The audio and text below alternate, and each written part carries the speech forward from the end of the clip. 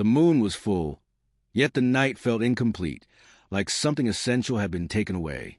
In Texarkana, the kind of silence that arrives after midnight is never empty. It breathes. It listens. It waits. The road outside the city limits was a familiar one. Couples often parked there, believing distance from streetlights meant privacy. A car stood still beneath the moon, engine off.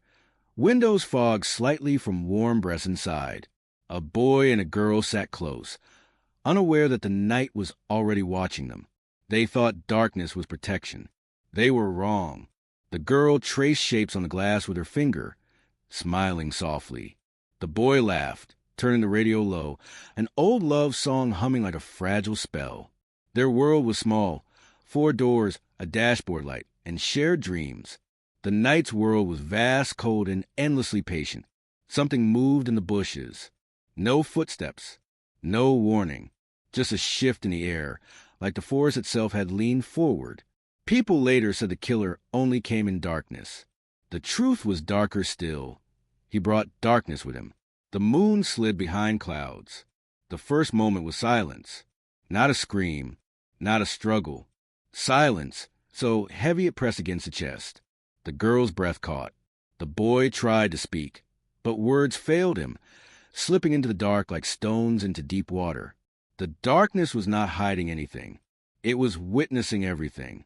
By morning, the city woke to fear. Police cars lined the road. Flash cameras burst like artificial lightning. Newspapers screamed headlines. Parents held their children closer. Lovers stayed indoors.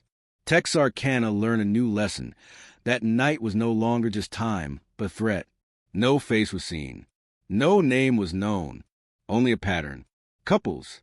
Night. Moonlight. During the day, life pretended to be normal. Shops opened. Schools rang bells. People smiled with effort. But behind every smile was calculation. How late will it get dark? Doors were locked earlier. Curtains closed tighter. Darkness waited patiently for its hour. Another night came. Another car. Another quiet road. Another belief that love could protect against evil. It didn't. The killer arrived without sound. Some said he wore a mask. Others claimed he had no face at all. Stories multiplied because fear needs imagination to survive. Police searched woods, questioned strangers, chased shadows. Darkness answered none of them. An old woman near the border once said, "The night is not the only place where darkness lives. Sometimes it grows inside people." They laughed at her. Later, they remembered her words. Weeks passed. Fear deepened. Texarkana stopped trusting the moon. Couples avoided lonely roads. The city felt smaller, trapped between sunset and sunrise. Every shadow felt alive. Every sound felt intentional. One night, the police believed they were ready. Patrols increased. Headlights cut through trees. Traps were set. The city dared to stare back into the dark. The dark stared back and slipped away. No more bodies appeared. Slowly, painfully, life resumed. Time blurred sharp memories. Children grew. Houses aged. Fear softened but never disappeared.